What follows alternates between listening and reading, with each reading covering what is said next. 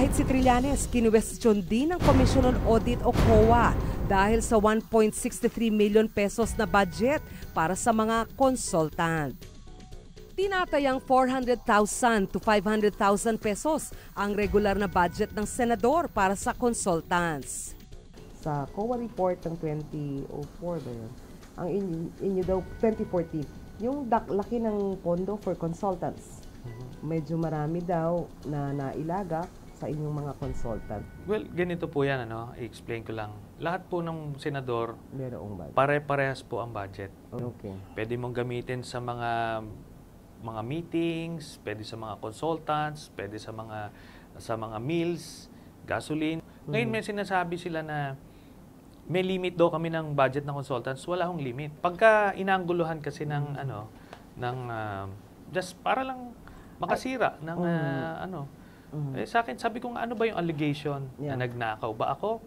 Wala akong ganun eh. Sinabi lang, maraming consultants, 63. Sabi ko, ilan ba ang limit? Wala ho eh. May particular detail yata na parang may cap sa silip ng COA na 400,000 lang per month naman po. So yun yata yung isa nilang... Yun ho yung sinasabi ko na nag-set lang sila ng guide. Okay. Pag lumagpas ka doon sa 400, pwede mong i-align yung pang-merienda mo, for example. Idadagdag mo. Ililipat mo dito. Okay. So doon din po yan. Basta't ang total mo, yung budget mo per month, hindi ka sosobra doon. Nasa listahan ng mga consultant ni Trillanes ang ilang sundalong kasamang nag-aklas sa Makati noon. May 16 na dating Oakwood Mutiny colleagues kayo. At may isang columnist at isang reporter na kasama daw dun sa consultants list. Gusto niyo pong i-kwento yun? Sa akin, talagang kailangan ko sila. Talagang sila yung tumutulong sa akin para magawa ko yung mission ko. Okay. So, kung makita nyo na, bakit kami may pinakamaraming nais sa batas. Okay. Tapos sa mga posisyon sa bawat issue, very quick kami makakuha ng pulso ng tao.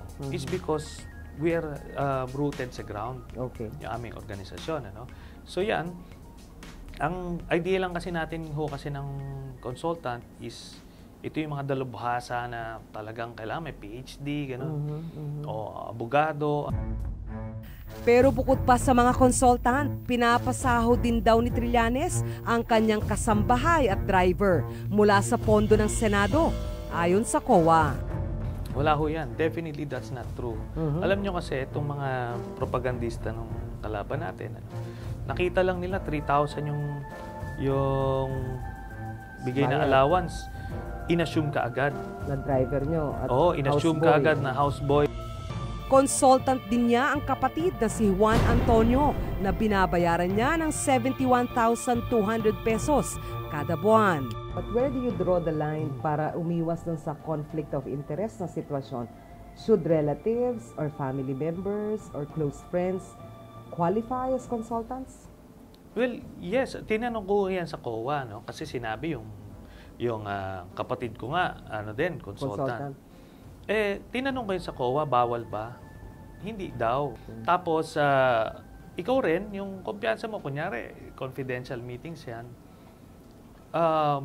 Yun, alam mo, at least kung katiwala mo, kung kamag-anak mo. At maging ang mga campaign donors na sina Robert Fong at Fabian Go, binabayaran niya ng 80,000 piso kada buwan bilang consultant. Sina Fong at Go ay nag-donate ng tig-kalahating milyong piso sa kampanya ni Trillanes noong 2013. Yun ay abuse of power or abuse of right. Kung karapatan nga ng isang tao na kumuha ng mga consultants at magbayad ayon sa isang budget, baka abuso na yung ang laki-laki ng binibigay mo. Kung mahalal siyang vice-presidente, ganito pa rin kaya ang gagawin niya? Depende ho yun sa pangangailangan. I believe as Vice President per se, hindi naman hindi kailangan yon. But if you will be given a cabinet portfolio, kakailanganin ho yan. Kasi ako, admittedly, meron ako mga blind spots.